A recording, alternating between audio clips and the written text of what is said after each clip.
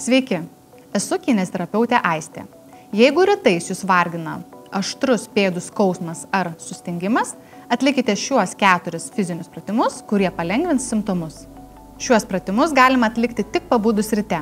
Atsisėdame, padedame vieną koją ant kitos kojos šlaunies, pėdą palenkiame į save, paimame su ranka nykštį ir švelniai kilstelėme nykštį į viršų.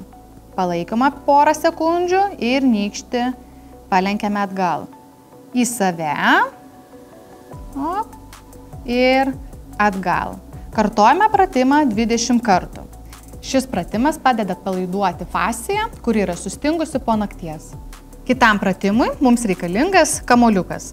Tiks bet koks namie turimas kietesnis kamuoliukas, kaip pavyzdžiui teniso kamuoliukas.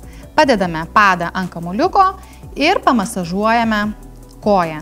Ypatingai akcentuojame tuos taškus, kuriuose jaučiasi labiausiai skausmas. Šitą pratimą atlikite po 1 minutę. Kitas pratimas – dinaminis blauzdos raumenų tempimas. Atsistojame prie sienos, prisilaikome rankomis, o pėdą atremiame į sieną. Ir pasistebėm kitą koją, kuri lieka už mūsų, ir artėjam prie sienos.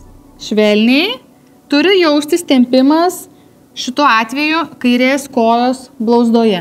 Ir švelniai priartėjame ir grįžtame. Priartėjame ir grįžtame. Kartojame pratimą po 20 kartų keletą serijų. Ir 4 pratimas – pasistebimai ant rankšluosčio.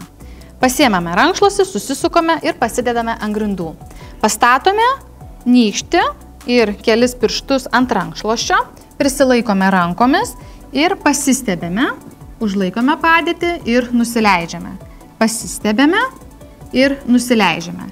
Pasunkinimui galime mažinti atramą, prisilaikydami viena ranka, keliais pirštais, vienu pirštu arba visai be atramos.